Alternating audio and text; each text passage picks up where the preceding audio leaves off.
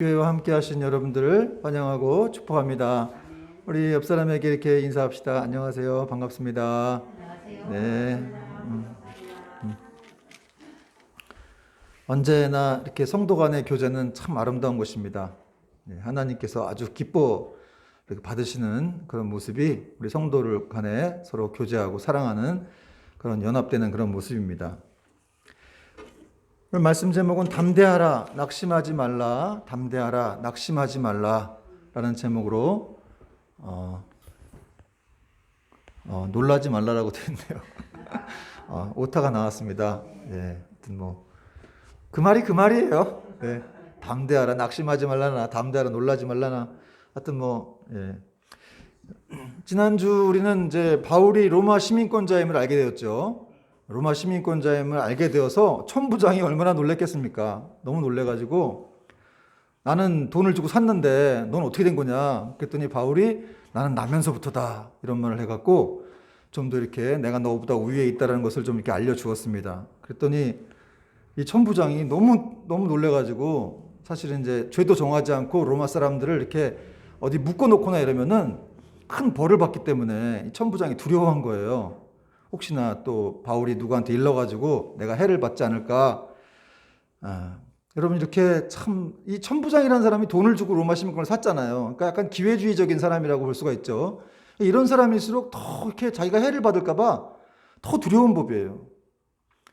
여러분 자유한 사람은 두려울 필요가 없죠.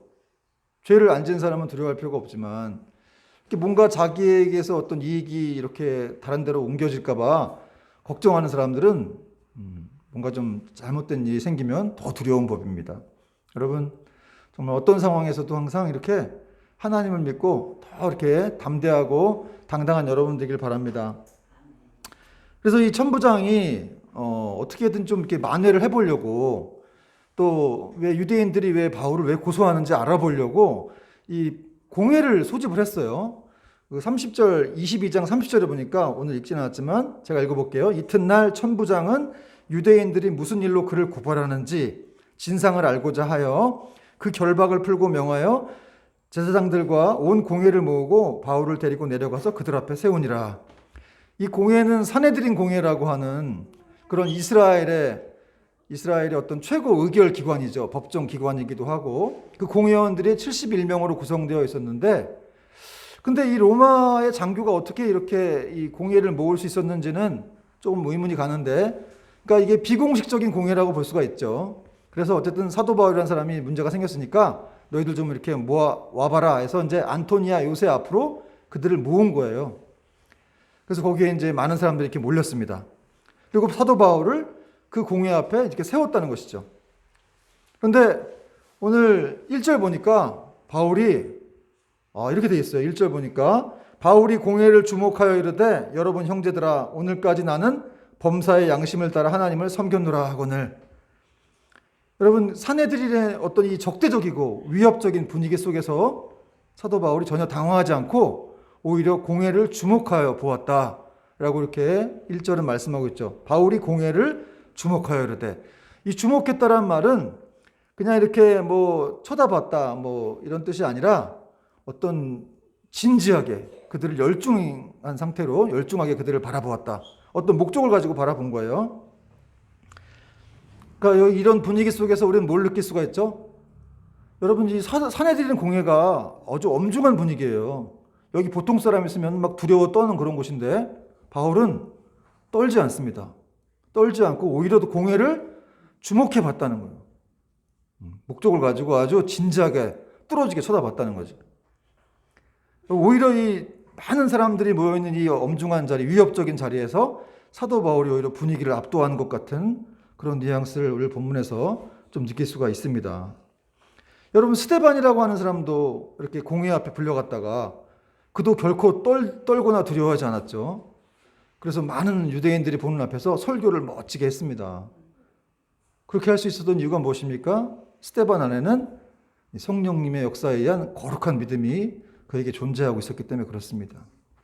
오늘 바울도 이렇게 스데반처럼 그렇게 믿음으로 충만해서 거룩한 믿음을 가지고 당당하게 위협적인 자리에서 서 있을 수가 있었다는 것이죠. 그러므로 여러분 항상 이렇게 믿음의 사람들은 어떤 상황에서도 담대한 거예요. 그렇죠? 여러분 안에도 거룩한 믿음이 있지 않습니까? 우리에게도 거룩한 믿음이 있습니다. 성령님이 내주하시고 계시기 때문에 그분을 인식하고 그분을 이제 인지하게 되면 어떤 상황에서도 담대할 수가 있는 것이죠. 무서워하지 않습니다. 담대했던 바울이 이렇게 그가 담대하니까 여유로웠겠죠. 어떻게 처음 말을 시작했습니까? 여러분 형제들아, 이렇게 형제들아 그랬어요. 원수 같은 사람들한테 지난번 예루살렘에 처음 왔을 때는 부형들아 그랬는데, 아버지와 형제들아 그랬는데, 오늘은 형제들아 그랬습니다. 이 형제들이라는 말을 그렇게 또 싫어하는 그리스도인들이 있더라고요. 그래가지고 저도 얼마 전에 이제 결혼 주례를 했는데, 이제 참 그분들 안에서도 이제 안 믿는 분들이 많다 보니까 이 형제들이라는 말을 싫어해가지고 제가 어느 군, 어느 양 그렇게 얘기를 한 적이 있었는데, 사실 여러분 이 형제들, 자매들이란 말이 아주 이 그리스도 안에 있을 때는 너무나 중요한 말이죠. 우리가 한 가족이라는 그런 말 아닙니까? 여러분 사실 저도 형제예요. 근데 뭐 어떤 데 가면 이제 형제님 그러면 저는 목사입니다, 그렇게 얘기하는 사람들이 있다고 하더라고요. 여러분 목사 이전에 형제인 거죠. 그리스도 안에서 한 형제고 자매입니다. 저한테 앞으로 형제님이라고 불러주세요. 이윤준 형제님. 그리고 이제 형제들아 하더니 바울이 또 첫 마디가 뭐였냐면, 지금까지 나는 범사의 양심을 따라 하나님을 섬겨왔다, 이렇게 말을 했습니다. 지금까지, 오늘까지 나는 매 순간 양심을 따라 하나님을 섬겼다라는 그런 말이에요. 그러니까 이 말은 유대인들이 지금 바울이 율법을 모독하고 성전을 모독했다고 하면서 그를 바로 잡아와가지고 죽이려고 했는데, 사도 바울은 나는 그렇게 살지 않았다, 나는 지금까지 선한 양심으로 하나님을 잘 섬겨왔다, 이렇게 말을 한 거죠. 이 선한 양심으로 범사에 하나님을 섬겼다라고 하는 말은 또 그런 말이기도 합니다. 여러분 양심은 누가 주셨어요? 하나님이 주신 것이죠. 그래서 세상 사람들에게도 양심이 있고 우리는 신앙적인 양심이 또 있는 겁니다. 그러므로 여러분 양심을 따라서 하나님을 섬겨왔다라고 하는 말은 자기 마음속에 하나님이 가득했다, 이런 말로도 이렇게 바꿀 수가 있습니다. 사도 바울 마음속에 하나님이 가득했던 거예요. 그러니까 늘 그냥 매 순간 양심을 따라 살아온 거죠. 여러분 양심에 어긋나는 일들을 하는 사람들은 그 순간 하나님이 없는 거예요. 그런 거 아닙니까? 그렇죠. 안 믿는 사람들에게도 양심이 있기 때문에 사실 그 사람들도 자기는 인지하지 못하지만 하나님을 이렇게 하나님과 반대의 삶을 살아가게 된 것이죠. 바울은 이렇게 매 순간 양심을 따라 살아왔기 때문에 하나님의 마음속에 가득했어요. 여러분 또 우리 중에 어떤 분들은 그런 말을 하죠. 하나님 나를 사용해 주세요, 나를 써주세요, 이런 말을 하는데, 여러분 그런 말을 할 필요가 없어요. 왜냐하면 우리 마음속에 하나님이 가득하시면 그렇게 기도 안 해도 여러분은 하나님을 위해서 일할 수가 있습니다. 중요한 거는 우리 마음속에 정말 하나님으로 충만하냐, 성령님으로 충만하냐가 중요한데, 그렇지 못하니까 계속해서 우리 마음에 갈등이 일어나고 도대체 이걸 왜 해야 되는지 그런 생각이 드는 거 아니겠습니까? 여러분 그러므로 우리도 이렇게 바울처럼 이런 멋진 고백을 언젠가는, 지금은 안 되지만 언젠가는 이렇게 바울처럼 내가 선한 양심으로 지금까지 살아왔다라고 고백할 수 있는 저와 여러분 되길 바랍니다. 여러분 미래에 그런 고백을 하려면 중요한 건 뭐예요? 지금 그렇게 살아야 되는 거예요. 지금부터. 왜냐하면 우리가 맞게 될 미래는 오늘의 결과이기 때문에 그렇습니다. 참 어쨌든 여러분 우리가 성경을 매일 봐야 되는 이유는 이런 것들 때문이에요. 어떻게 이 땅을 살아가야 되는가 할 때 이런 하나님의 감동으로 쓰여진 이 성경을 보면서 우리는 삶의 방향을 정해야 한다는 것이죠. 이렇게 성경의 외인들이 이렇게 살았구나. 선한 양심을 따라서, 신앙적 양심을 따라서 매 순간 그렇게. 그러니까 신앙적 양심을 따라 매 순간 살면 얼마나 힘들겠어요. 그렇지 않겠습니까? 양심을 따르고 싶지 않을 때도 있는 거고, 그걸 지켜서 또 해를 받을 수가 있는 건데, 그럼에도 불구하고 하나님을 계속 의식하면서 계속 하나님 마음속에 계시기 때문에, 그분을 바라보면서 살아간다고 하기 때문에 보통 이게 어려운 일이 아닐 수가 없는 것이죠. 그럼에도 그러한 믿음의 삶을 살았다는 것이죠. 그렇게 바울이 하나님을 잘 섬기고 살았다고 하니까 이 대제사장이라는 사람이 그의 입을 쳐라 이렇게 말했습니다. 2절 보니까 대제사장 아나니아가 바울 곁에 서 있는 사람들에게 그 입을 치라 명하니. 여러분, 이 아나니아라는 대제사장은 이 AD 주님이 오신 후에 48년부터 59년까지 살았던 재임했던 사람이었는데, 이 고대 역사가 요세푸스의 말에 의하면 이 아나니아라는 대제사장은 아주 포악하고 탐욕스럽고 아주 서슴없이 살인과 폭력을 행하는 그런 사람이었다고 합니다. 그러니까 그런 사람이 바울의 입을 쳐라 이렇게 말한 거예요. 한마디로 이 말은 이 바울의 인격이 아주 모독을 가하는 그런 말이었습니다. 그 말 들을 필요도 없으니까 그냥 이렇게 입을 쳐라 이렇게 말한 거죠.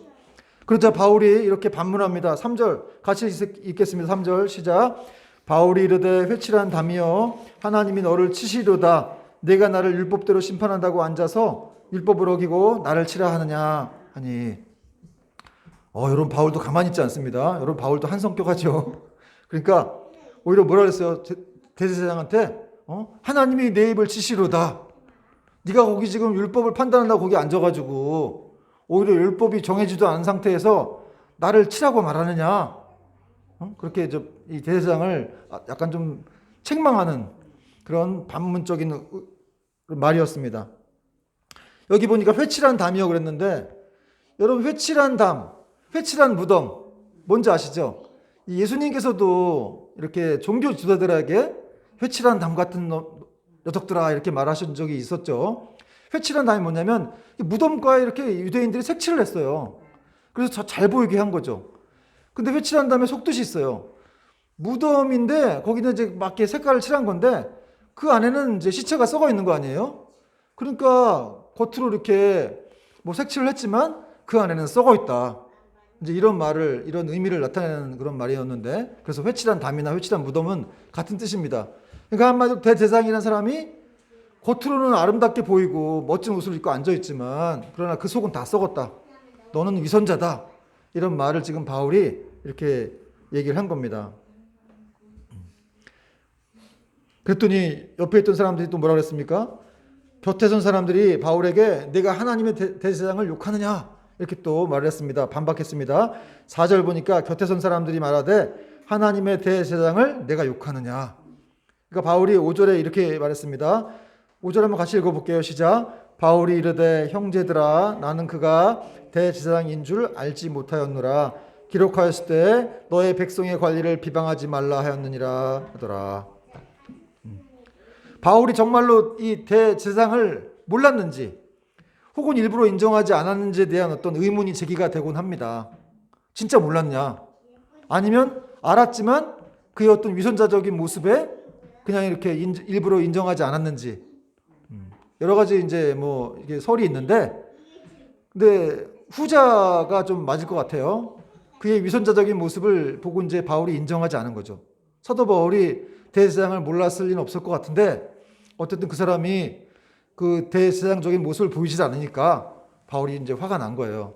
그렇지만 바울은 또 바로 약간 사과를 하는 듯한 뉘앙스를 보이면서 또 이렇게 율법을 인용하면서 지도자를 욕하지 말라, 비방하지 말라라는 말씀을 또 이렇게 전합니다. 그럼 이렇게 바울이 또 이렇게 뭔가 이렇게 얘기를 하는데 또 바로 이렇게 사과하는 듯한 그런 뉘앙스는 무엇일까? 여러분, 이거 어떻게 생각하세요? 그러니까 여러분, 이건 이런 거예요.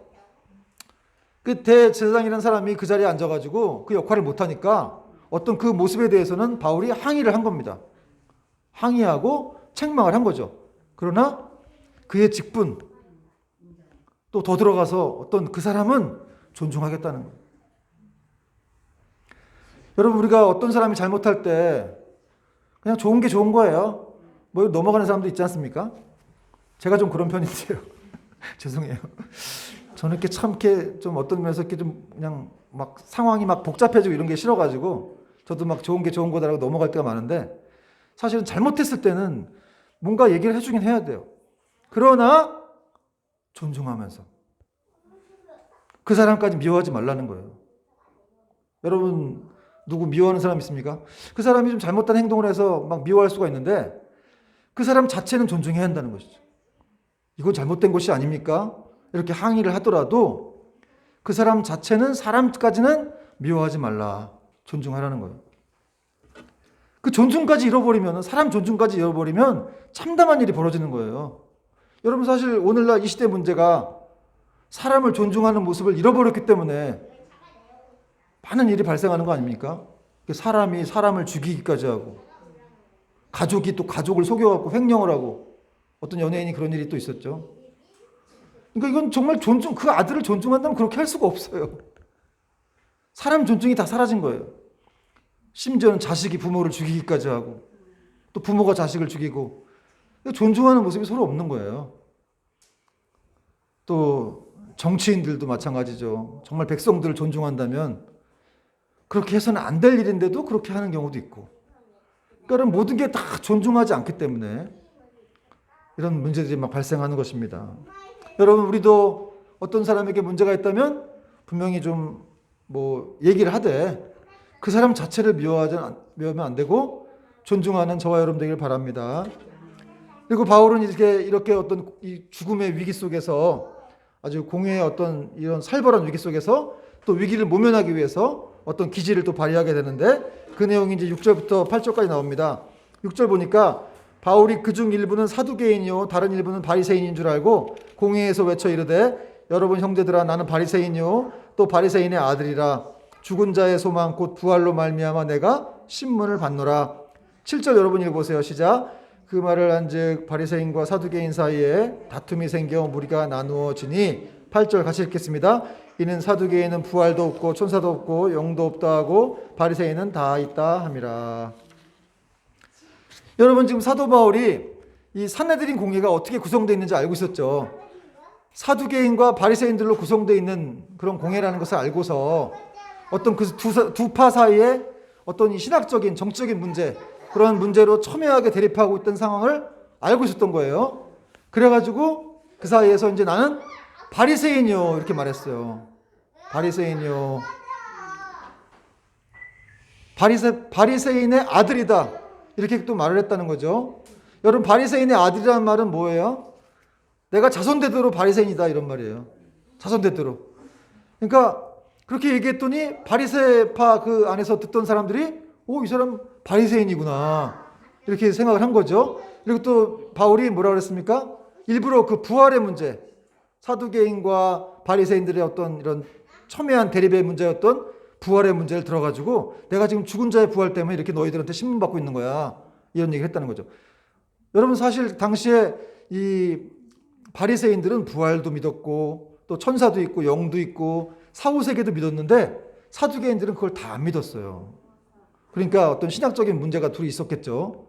그러니까 사두개인들은 모세오경, 모세라는 사람을 이스라엘 백성들이 너무 존경하는데 사두개인들도 그를 존경하긴 하지만 그가 쓴 모세오경은 인정하지 않았어요. 그냥 역사서 정도다. 그러니까 지금 말하면 세상적으로 그냥 성경에 대해서 그냥 어떤 역사책 아니야? 좋은 책 아니야? 이렇게 생각하는 사람들처럼 이렇게 사두개인들도 그런 모세오경을 그렇게 생각했죠. 그리고 다른 구약 성경을 다 인정하지 않았습니다. 그리고 하나님은 살아계시고, 하나님은 율법을 던져주실 뿐이지 이 인간 세계에 관여하는 분은 아니다. 이렇게 사두개인들은 생각했다는 거죠. 그러니까 그걸 잘 알았던 사도 바울이 순간적으로 다 생각이 나서 그렇게 나는 바리새인이다. 그랬더니 바리새인들이 사두개인을 반대하게 된 거죠. 여러분, 이런 일을 어떤 학자들, 어떤 사람들은 이 바울의 어떤 부정적인 어떤 그 측면의 교활함이다, 교활하다 이렇게까지 말하는 사람도 있지만, 여러분, 이건 교활함이 아니죠. 이건 교활함이 아니었고 사실은 예수님의 말씀의 성취였어요. 예수님께서 뭐라 하셨습니까? 너희가 공회에 끌려갈 때 무슨 말 할지 걱정하지 마라. 내가 성령을 보내서 그를 통해서 너희가 할 말을 가르쳐 주리라. 생각나게 하리라. 요한복음 14장 26절 보니까 보혜사 곧 아버지께서 내 이름으로 보내실 성령, 그가 너희에게 모든 것을 가르치고 내가 너희에게 말한 모든 것을 생각나게 하시리라. 여러분, 우리 성령님은 생각나게 하시는 분이죠. 그리고 가르쳐 주시는 분이에요. 여러분의 인생에 위기 상황을 맞을 때 여러분, 성령님이 여러분의 인생을 어떻게 하라고 가르쳐 주실 거예요. 뭘 어떻게 생각할 수 있는 것들을, 그런 지혜를 주실 겁니다. 두려워할 필요가 없어요. 여러분, 우리 안에 성령님이 계시고 또 그 성령님 보내시기 위해서 예수님이 십자가에 못 박히신 거 아니에요.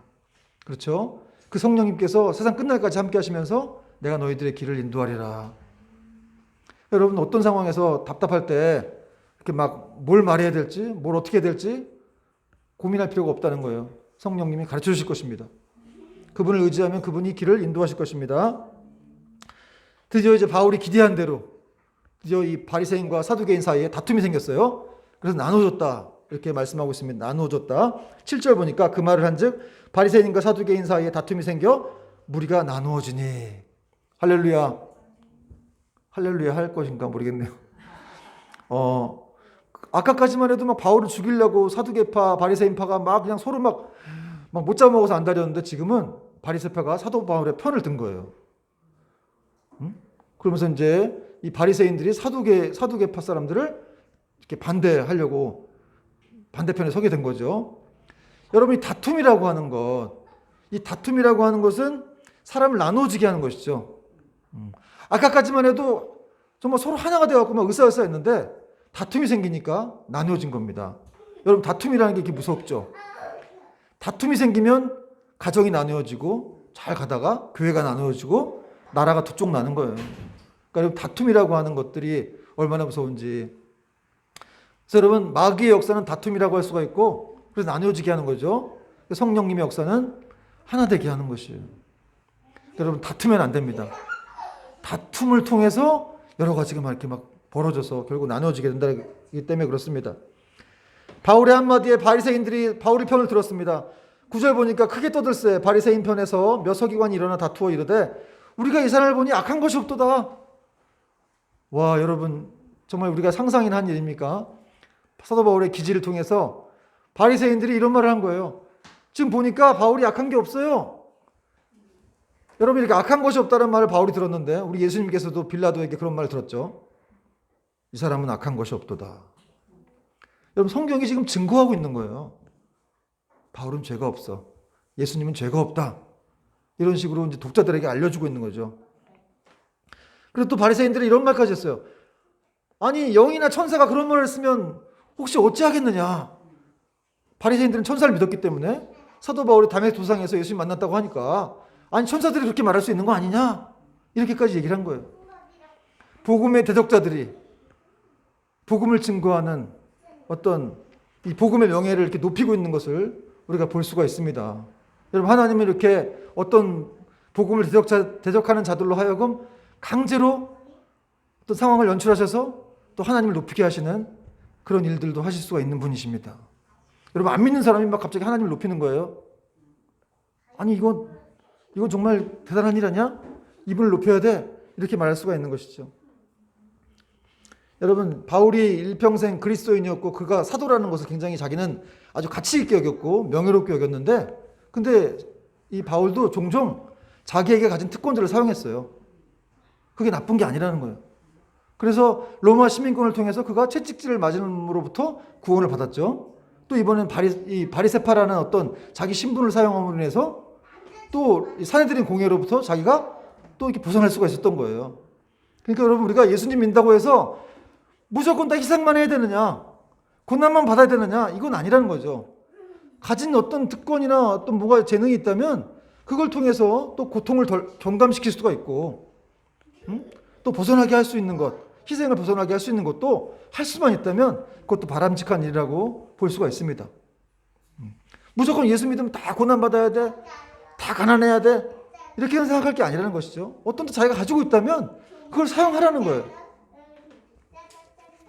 자 이제 큰 분쟁이 생기자 천부장은 전에 그랬던 것처럼 또 군사들을 동원해서 바울을 구합니다. 10절 말씀 보니까 큰 분쟁이 생기니 천부장은 바울이 그들에게 찢겨질까 하여 군인을 명하여 내려가 무리 가운데에서 빼앗아 가지고 영내로 들어가라 하니라. 여러분 천부장이 또 이런 폭도들로부터 사도 바울을 구했습니다. 이것은 하나님이 또 천부장을 사용하신 거예요. 지난번 예루살렘에 이 처음 바울이 왔을 때 그때 갑자기 죽을 위기에서 천부장이 나타나가지고 또 바울을 구했습니다. 근데 이번에도 이 바리새인들과 이 사두개파 사이의 어떤 이 완력 속에서 천부장이 그를 이렇게 빼앗아가지고 가지고 왔다는 거죠. 여러분 참 빼앗았다라는 표현이 인상적이지 않습니까? 그를 바리새파와 사두개인들 사이의 완력 속에서 그를 빼앗아 왔다는 거예요. 안 주니까 빼앗아 온 거예요. 여러분, 무소불위의 사내들인 권력도 전능하신 하나님의 손에서 바울을 빼앗을 수는 없는 겁니다. 그러므로 여러분, 어떤 권세와 위협, 심지어 공중권세 잡은 자 마귀의 어둠의 권세도 그리스도 안에 있는 하나님의 자녀들을 이렇게 빼앗아 갈 수가 없는 거예요. 도리어 하나님께서는 우리를 삼키려는 이 세상의 모든 위협과 공격, 위협으로부터 우리를 빼앗아 오실 것입니다. 여러분, 우리의 구원도 안 뺏깁니다. 자꾸 누가 뺏긴다고 이렇게 어떤 사람들 얘기를 하는데 우리 구원도 안 뺏기는 거예요. 근데 구원의 기쁨이 좀 사라질 수는 있어요. 한 20년 믿으면 좀 이제 열정이 사라지고 이렇게 좀 식고 좀 그럴 수는 있지만 그 기쁨이 완전히 뺏기는 게 아니에요. 그냥 뺏기는 것처럼 보일 뿐이죠. 그리고 하나님이 우리 선택하신 구원은 절대 뺏길 수가 없다는 겁니다. 그리고 이제 바울이 사내들인 공회에서 곤욕을 치르고 다시 감옥에 들어간 날 바로 주님께서 바울을 찾아오십니다. 여러분 11절 말씀 중요한 말씀인데 읽어보겠습니다. 같이 시작. 그날 밤에 주께서 바울 곁에 서서 이르시되 담대하라. 내가 예루살렘에서 나의 일을 증언한 것 같이 로마에서도 증언하여야 하리라 하시니라. 여러분 사도 바울이 담대한 사람이었지만 어쨌든 안토니아우스로 다시 들어가면서 많은 생각을 했을 거예요. 지금 현재 처한 나의 상황은 어떤 것이며 또 앞으로 어떻게 될 것인가. 내가 지금 로마로 가야 되는데 여기 갇혀가지고 몇 년을 있을 것인가. 이런 생각으로 또 근심을 했을 것입니다. 그런데 그 근심을 아시고 주님께서 이 자리에 나타나신 거예요. 여러분 하나님은 우리의 근심을 아십니다. 걱정 근심을 아세요. 그 시점에 나타나셔가지고 또 이렇게 위로해 주시는 분이십니다. 여러분 사도 바울에게 주님이 찾아오셨을 때 이 모습 11절 모습 11절 잘 보세요. 그날 밤에 주께서 바울 곁에 서서 곁에 있다는 거예요. 바울 곁에 서서. 여러분 사도 바울이 놀랬겠죠. 바로 옆에 있었다는 거예요. 바로 옆에. 여러분 사도 바울이 얼마나 답답하고 힘들었을 텐데 예수님의 모습을 보고 곁에 있는 모습을 보고 얼마나 담대하고 또 다시 한번 기쁘고 행복했을까요? 여러분 우리 주님께서는 항상 이렇게 멀리 계신 분이 아니라 우리 곁에 계신 분이에요. 우리 옆에 계신 분이에요. 종종 이렇게 사도 바울을 예수님께서 사실은 멀리 있다가 찾아오신 분이 아니라 사실은 늘 바울 곁에 계셨던 분이었는데 사도 바울이 그걸 그 순간 모르고 있었죠. 물론 늘 주님에 의해서 이렇게 깨어 있었던 사람이긴 했지만 그래도 고통스럽다 보니까 늘 바울이 예수님이 곁에 있다는 사실을 바울이 몰랐었어요. 여러분 야곱도 그렇게 형 에서에게 쫓겨가지고 막 광야로 가다가 잠들었죠. 돌베개를 베고 잠잤다고 말씀하고 있습니다. 그랬더니 꿈을 꿨는데 이렇게 하늘로 사닥다리가 연결되어 있는데 그 사닥다리로 천사들이 막 오르락내리락 했다는 그런 꿈을 꿨습니다. 그래서 이 야곱이 일어나자마자 무슨 말을 했어요? 여호와께서 여기 계시거늘 내가 알지 못하였도다. 여러분 항상 하나님은 야곱과 함께 하셨는데 야곱이 그걸 몰랐던 거죠. 그래서 그 꿈을 통해서 하나님이 이제 말씀하신 거예요. 야곱아 두려워하지 말아라. 네가 지금 라반의 집에 가지만 나는 너와 계속해서 한 번도 너를 떨어진 적이 없어. 응? 내가 이 꿈과 환상으로 너에게 좀 보여주는 거야. 네가 낙심하지 말도록. 너 가서 고생 좀 하고 여러 가지 일이 있겠지만 걱정하지 마. 내가 너를 다시 이 땅으로 돌아오게 할 것이다. 그런 말씀을 주셨죠. 여러분 사도행전에 이렇게 주님이 바울 곁에 나타나셨다라는 이런 내용들 구절들이 좀 나옵니다. 여기 한 번 나오는 게 아니에요. 사도행전 18장에 나오고 또 27장에 나오고 또 그것뿐입니까? 여러분 사도 바울이 또 이렇게 예수님의 이름을 명할 때 귀신이 내어 쫓기도 하고 또 유두고라는 청년이 땅에 떨어져 죽었지만 그를 또 살려주시는 바울을 통하여 많은 표적과 기사가 일어나게 하신 거예요. 사실은 그 모든 것들이 다 바울 입장에서는 주님이 나와 함께 계시는구나 라는 것들을 알 수 있었던 증거죠. 여러분도 마찬가지예요. 우리도 마찬가지입니다. 여러분 사실 우리 곁에 어떤 데 우리가 너무 고통스럽고 힘들어서 정말 주님이 내 문제를 돌보고 계시나 내 곁에 계시나 이런 생각을 할 때가 있지만 주님께서는 분명히 말씀드리지만 우리 안에 계시다는 거예요. 우리 곁에 계신 멀리 계신 분이 아니에요. 예전에 제가 간사한테 너 하나님이 어디 계시는 것 같았더니 저기 하늘을 이렇게 보면 이렇게 손짓을 하면서 저기 계신대. 너 간사 맞니? 하나님은 저기만 계신 분이 아니야. 여기도 계시고 내 안에도 계시고. 응? 그러나 우리가 그걸 못 느끼고 있을 뿐이지. 그러나 하나님은 특히 여러분 연약하다고 생각하는 사람 있습니까? 연약하다고 생각하는 사람? 오늘 우리가 찬송가 날 사랑하심을 우리가 불렀지만 거기 3절 가사 보시면 이런 말이 있죠. 3절 가사에 뭐라고 되어 있습니까? 내가 연약할수록 더욱 귀히 여기사 높은 보좌 위에서 낮은 나를 보시네. 여러분 우리가 연약할수록 우리 주님은 더 우리를 귀히 여기신다는 거예요. 세상 사람들은 연약함을 싫어하죠. 강한 사람 좋아합니다. 능력 있는 사람 좋아합니다. 그러나 주님은 우리가 연약할수록 더 우리를 귀히 여기시고 우리를 이렇게 눈여겨보시는 거예요. 여러분 이것이 하나님의 사랑입니다. 하나님의 은혜입니다. 그래서 오늘 주님께서는 네가 앞으로 또 로마에 가서도 복음을 증거해야 하리라. 이런 말씀으로 바울을 기쁘게 했습니다. 바울이 왜 이게 바울에게 기쁨이었겠습니까? 바울은 예수님을 위해 사는 게 그의 인생의 전부였어요. 그를 증거하고 또 그분과 함께하는 게 자기 즐거움이었는데 이 감옥에 갇히면 그렇게 못하잖아요. 그런데 예수님께서 네가 앞으로도 로마에 가서 나를 증거해야 하리라. 이런 말씀을 하셨기 때문에 사도 바울에게는 큰 격려가 된 것입니다. 여러분 바울의 어떤 상황을 아시고 바울이 예수님이 또 격려를 해주신 거예요. 내가 앞으로도 너를 또 사용할게. 이런 말 아니겠습니까? 그게 격려죠. 여러분 우리 주님은 다 알고 어떤 상황이 있는 철저히 아시고 그걸 다 말씀해 주시는 거예요. 한 번도 똑같은 말씀을 주신 적이 없는 것 같아요. 저도 그런 경험을 했지만 하나님이 한 번도 똑같은 상황으로 똑같은 대답을 하신 적이 없어요. 저의 상황에 알맞게. 어떤 때는 이렇게, 어떤 때는 이렇게.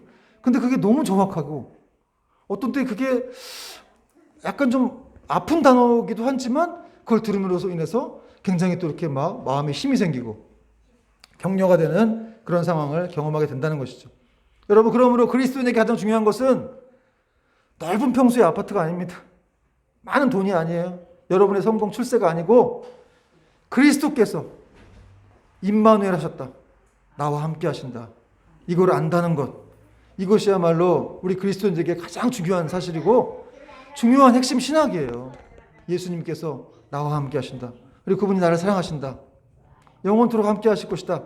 그렇게 성령을 보내셨다라는 것을 우리가 믿는 저와 여러분들에게 주님의 이름으로 축원합니다. 찬양하겠습니다.